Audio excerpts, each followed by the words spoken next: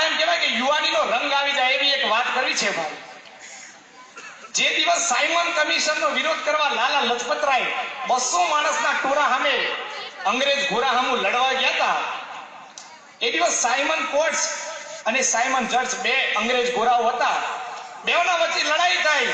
આ સાઈડ આપણા લાલા લજપતરાયના સાથેના 200 માણસ કે અંગ્રેજ ગોરાઓના માણસો, અને એમ કહેવાય કે અંગ્રેજ ગોરાના સાયમન સ્ક્વોડના હાથમાંથી લાકડી પડી ગઈ કે લાકડી લાલા લજપતરાયના માથામાં વાગી. લાલા લજપતરાય ત્યાં તેમનું મૃત્યુ થાય. એમના મૃત્યુને એમ કહેવાય કે ઢોલડીમાં ઊંઘાડી હોય અને બધા માણસ ગીરનો લટારી હાવજ હાલ્યો આવે એમ ડગલા માંડી એને પગે લાગતા હતા. પણ સામે હવે યુવાનોની વાત કાઢી છે એટલે હવે એવો એક માણસ આવ્યો, મરદ માણસ, મૂછના દોરિયા ફૂટ્યા નથી ભાઈ, ગીરનો લટારી હાવજ હાલે એમ તડાપ ડગલો મારતો એક માણસ આવે છે ભાઈ. એનું નામ મરદ.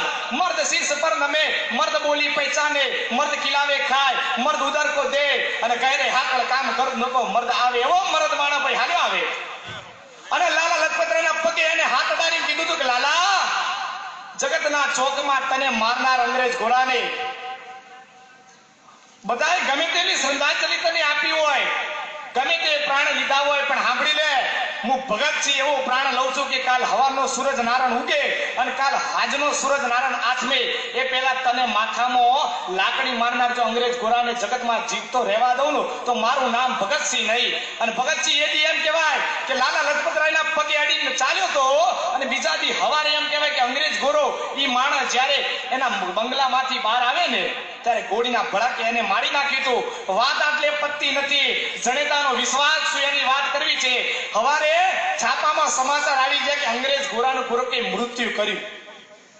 ભગતસિંહના ઘેર સાપુ આવે, એના પિતા સરદાર કિશનસિંહ આ છાપુ વાંચતા હોય, એમને કીધું તું, ભગતસિંહની માતાને કીધું હતું કે સાંભળો છો કે શું છે, કે છાપામાં તમે જુઓ છો કે શું, કે અંગ્રેજ ગોરાનું જેને માર્યું છે ને એના પાછળ મને મારા દીકરા ભગતસિંહનો હાથ લાગે છે. ત્યારે જણેતાનો વિશ્વાસ જુઓ, જણેતા શું છે, શક્તિ શું છે.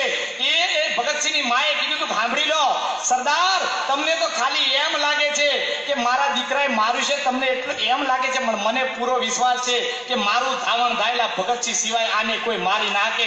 આ જણેતાનો વિશ્વાસ છે સાહેબ.